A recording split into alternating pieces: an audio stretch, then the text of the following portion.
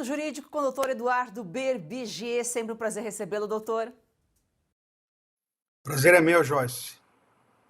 Insegurança jurídica no Brasil, a saga continua. Doutor, um estudo de revisão está sendo feito com base em decisões do Supremo Tribunal Federal e Superior Tribunal de Justiça, decisões que foram revertidas e, consequentemente, gerando aí prejuízos aos contribuintes. Que tipo de decisões são essas, doutor?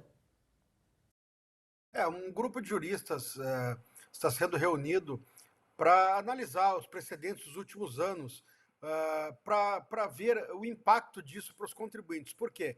Nós temos uma série de decisões do Supremo, do STJ, que são revertidas ao longo dos anos. E isso é muito danoso para os contribuintes. E nós queremos ver o impacto disso para o bolso e para, não só para o bolso, mas para os processos, né?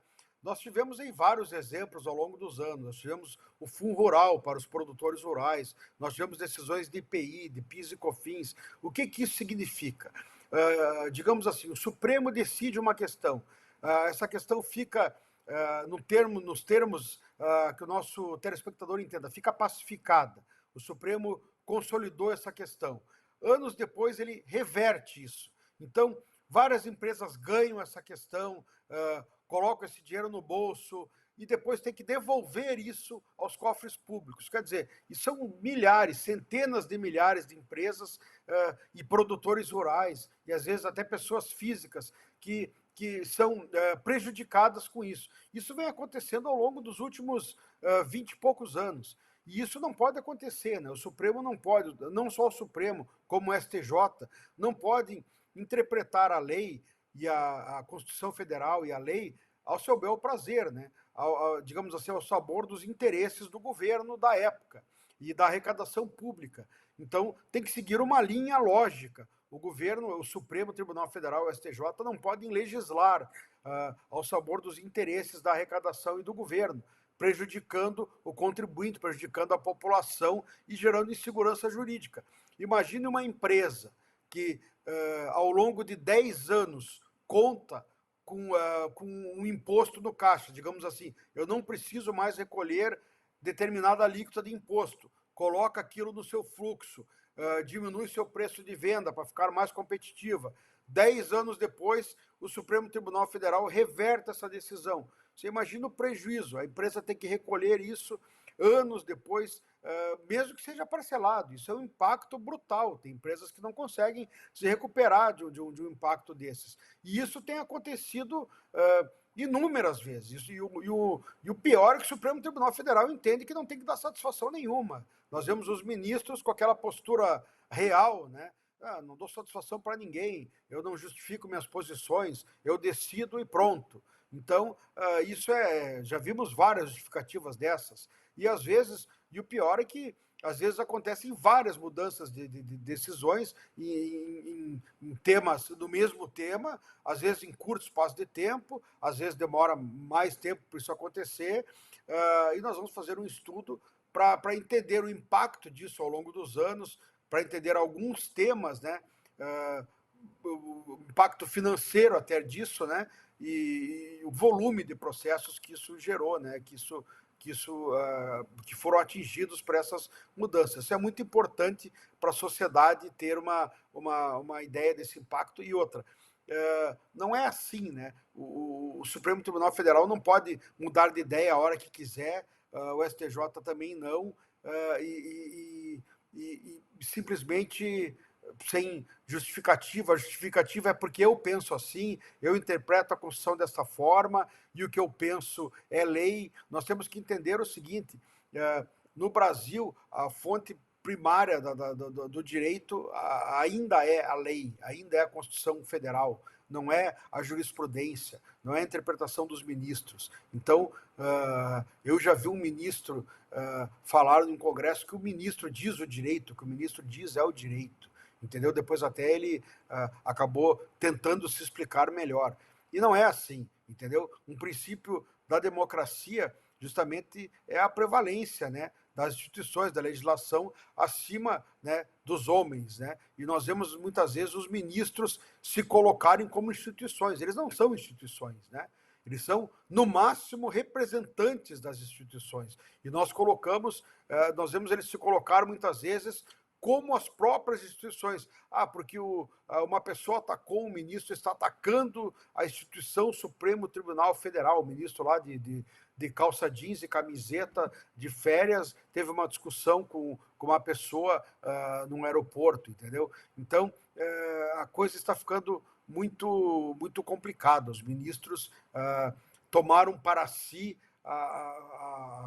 digamos assim, a prerrogativa de decisores da República, de grandes, de pessoas que podem decidir os rumos do país. 11 pessoas decidem os rumos. Na verdade, também algumas pessoas do Congresso, né? Então, hoje aí nós temos 20, 30 pessoas que decidem os rumos do Brasil. Isso não pode ser assim, né? Então, nós vamos fazer um estudo completo sobre isso e mostrar aí para a população os impactos dessas reviravoltas jurisprudenciais. Isso tem que acabar.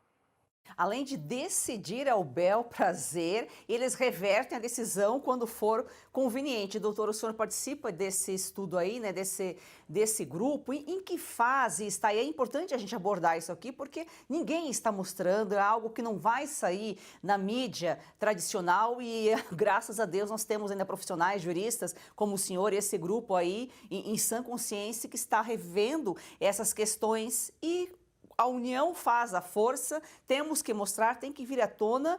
E o senhor falou 20 anos. O STF está em moda, está em alta agora ultimamente, mas já há 20 anos eles vêm fazendo isso aí, ó, por baixo dos panos, e a população não se dá conta, não sabe. Está em fase inicial, mas vai ser rápido. Eu creio que em poucos meses teremos isso concluído. E nós vamos divulgar aqui no programa os resultados. Trarei aqui a comissão responsável pelo estudo para que divulgue os resultados, e tenho certeza que serão muito interessantes os resultados desse estudo. Ainda falando em STF, o Supremo aí avalia uma audiência de conciliação para discutir a compensação da desoneração da folha de pagamento, um benefício aí que se estende até 2027 para 17 setores da economia. O próprio Senado, doutor, contesta a obrigação de compensar. O ministro de Lula, Haddad, diz que as medidas aprovadas pelo Congresso no ano passado não foram suficientes para equilibrar a perda de arrecadação gerada pela prorrogação do benefício. De novo, má gestão, eles colocam algo que depois não conseguem manter? Isso é uma outra vergonha, né, Joyce? Isso é uma outra interferência do Supremo, o Supremo legislando, né? Vamos lembrar que a desoneração da folha vem de vários anos, e o Congresso havia legislado, havia feito uma lei estendendo a desoneração da folha por mais alguns anos. E o Supremo, a pedido do governo, concedeu uma liminar suspendendo a desoneração da folha e obrigou que houvesse um acordo para que fosse mantida a desoneração por um tempo. Então, o Supremo interferindo na competência legislativa do Congresso a pedido do Poder Executivo, quer dizer, o Supremo se metendo onde não deve. Aí houve um acordo, prorrogaram por mais alguns anos a desoneração da folha, ela começa gradativamente, esse ano começa aos poucos, diminuindo, né? Começa a onerar a folha aos poucos até 2027, com algumas medidas de contrapartida. Só que essas medidas não ficaram claras. E agora o Supremo, a pedido do Haddad, do governo, está exigindo que essas medidas sejam claras. Só que o Congresso não está aceitando muito bem essas contrapartidas. O Congresso não entende que elas sejam necessárias. E está essa queda de braço. Então, quer dizer, o Supremo agindo como, digamos assim, um ala do governo e pressionando o Congresso a deixar mais claras as contrapartidas, e não estão chegando num acordo.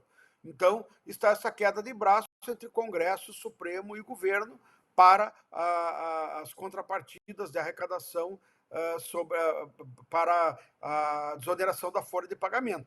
Mas lembrando bem que isso aconteceu por uma interferência indevida do Supremo na competência legislativa do Congresso. Estava tudo certo, o Congresso estendeu a desoneração da folha e o Supremo, a pedido do governo, interferiu indevidamente, onde não havia problemas. Então, essa confusão só ocorreu em virtude da interferência do Supremo a pedido do governo federal. Mais uma, como disse o doutor aí, mais uma vergonha. Mudando de assunto, doutor, nos Estados Unidos, os agricultores por lá temem falências em meio à guerra comercial com a China. Os produtores de soja norte-americanos estão apreensivos com as exportações ameaçadas, uma vez que a China é o principal destino da soja americana, né? Eles estão pressionando o Trump aí por negociações. Como eu disse, eu não acredito que vá segurar muito tempo esta guerra, né? Nós estamos falando aí em 15 bilhões de dólares de exportações só de soja dos Estados Unidos para a China. É bastante dinheiro. Eu acredito que o Trump vai resolver essa questão. Já falamos aqui, eu acho que se trata de um blefe, né? Até porque agora o Trump já acertou a questão dos eletrônicos, né? Para a entrada da China. Eu acredito que vai se resolver. Se o Trump segurar, é uma janela de oportunidade muito grande para o agro brasileiro, porque nós estamos falando de um volume altíssimo de entrada de produtos do agro para a China. Realmente, nós falamos aqui já que eu não acreditava que isso fosse durar muito tempo para que o Brasil fosse ter essa grande oportunidade de negócio. Eu acredito que, pela postura do Brasil mais tranquila, correndo por fora, vão surgir oportunidades. Acredito que sim. Não no volume que os mais otimistas estão imaginando. Mas se o Trump segurar, aí sim pode ter um grande volume de vendas. Eu acredito que pela pressão dos agricultores americanos, isso não vai sustentar muito tempo. Mas mesmo assim, mesmo por esta demora já, alguns ganhos colaterais já vão ser importantes. O Brasil já vai ter um aumento não tão grande, mas vai ter algum aumento no comércio com a China. Isso já é alguma coisa, já é importante. Mas quanto mais os Estados Unidos sustentar esta queda de braço, mais intenso fica o comércio do agro, né, Brasil e China. Isso é bom, né? Qualquer ponto que você, nesse atual momento, qualquer meio ponto que você aumente do comércio com a China, que é o nosso maior parceiro comercial, é muito interessante, né, para a nossa balança comercial e para a economia brasileira. Mas se nós conseguirmos abocanhar aí boa parte desse grande mercado aí de 15 bilhões de dólares, né, da venda de soja dos Estados Unidos para a China, é muito interessante. Mas eu acredito que alguma parte o Brasil consiga. Não acredito que muito, porque acho que o Trump vai cair em si e vai ceder à pressão dos agricultores americanos. Estão acontecendo reuniões entre representantes dos agricultores e representantes da casa para arrefecer essa guerra, porque realmente pode gerar vários problemas vários problemas para os agricultores americanos sem esse escoamento, né, da soja americana e de outros produtos para a China. Diferentemente do governo petista, o governo europeu, dos Estados Unidos, eles apoiam o produtor rural. Provavelmente o Trump vai ouvir os agricultores de lá e não vai deixar que eles saiam prejudicados. Doutor, muito obrigada aqui pela sua participação, uma excelente semana. Muito obrigado, igualmente. Ótima semana para você e para os nossos telespectadores.